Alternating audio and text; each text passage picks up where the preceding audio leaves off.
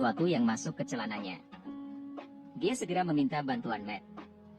Some sort of creature has just swum up my pants. Matt bergegas untuk memeriksa. Menyuruh Lisa untuk tidak bergerak. Lalu memasukkan tangannya. Mengangkat sudut mulutnya. Tetapi wajahnya berubah di detik berikutnya. Segera setelah itu, Matt mengeluarkan anak ular dari selangkangan Lisa. Mereka saling memandang dengan rasa takut yang berkepanjangan. Lisa juga terlihat sangat pemalu. Setelah kejadian itu, persepsi Lisa terhadap Matt pun berubah. Melihatnya sibuk tak jauh dari sana. Lisa berpikir, mungkin dengan keberadaan Matt, seharusnya dia tidak bermasalah di pulau terpencil ini. Apa bahayanya? Kesibukan Matt segera membuahkan hasil. Ia terlihat memakai daun lontar dan membungkus dirinya menjadi pangsit. Kemudian berjalan ke depan Lisa. Ternyata tak jauh dari sana ada beberapa burung merak yang berjalan santai. Melihat hal tersebut, Lisa langsung mengerti maksud Matt dan bergegas membujuknya. Namun Matt tidak mempedulikannya. Setelah dipanggang dengan api dan ditambah jus, Lisa dengan cepat menemukan Matt dengan menciumnya. Saat ini, dia tidak lagi pendiam, dan Matt tidak peduli padanya. Langsung memotong pahanya dan menyerahkannya padanya.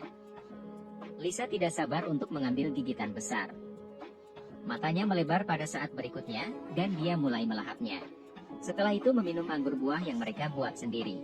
Selanjutnya, mereka tinggal menunggu kapal atau pesawat. Lalu nyalakan sinyal suar untuk meminta bantuan. Keesokan paginya, Lisa dibangunkan oleh suara gemuruh. Ketika dia melihat ke atas, dia melihat sebuah pesawat lewat di langit.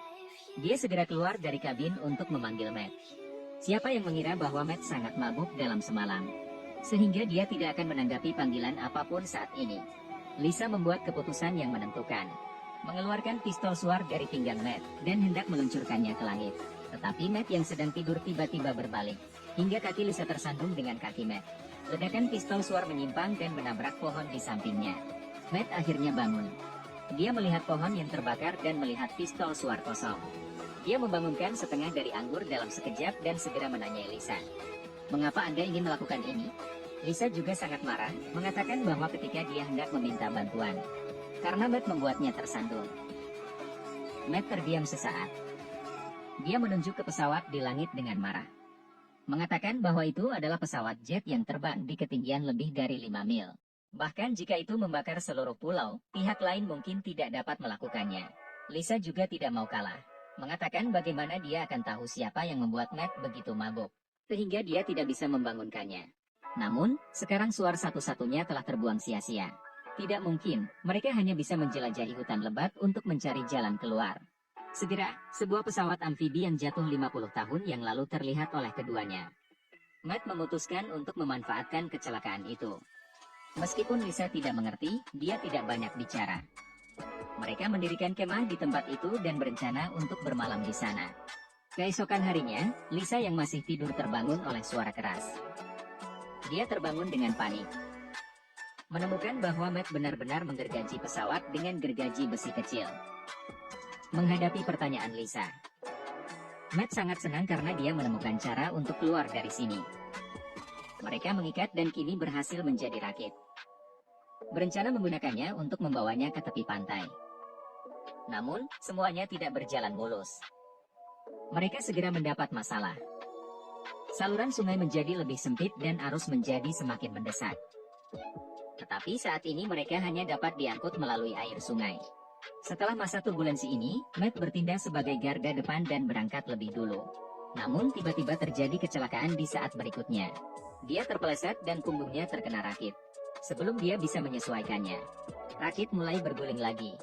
Lalu dia dicekik oleh tali lagi, dan diangkat oleh rakit dalam sekejap mata. Lisa sangat ketakutan sampai tidak tahu harus berbuat apa. Beruntung Matt baik-baik saja dan cepat berenang keluar dari air. Setelah menarik dan terus menarik, akhirnya mereka berhasil mengangkut rakit ke pantai. Jika disatukan, mereka bisa kabur ke sini. Hal pertama yang harus dilakukan keduanya adalah mengumpulkan kayu, lalu membuat braket di atas yang rusak. Di kedua sisi pesawat, sayap miring kemudian diikat dengan tali. Tali dikencangkan dengan penegan tali. Pesawat yang membelok ditarik dengan cepat. Selanjutnya, mereka mulai mengumpulkan bambu lagi. Menyadari bahwa Lisa yang berharap keluar dari masalah juga penuh energi saat ini. Saat bambu hampir terkumpul, Matt menggali lubang yang dalam di pasir di kedua sisi pesawat. Lalu menggunakan ombak. Keduanya mendorong dan menarik pelampung ke dalam lubang galian. Lalu melepaskan tali dan memulai roda pendaratan.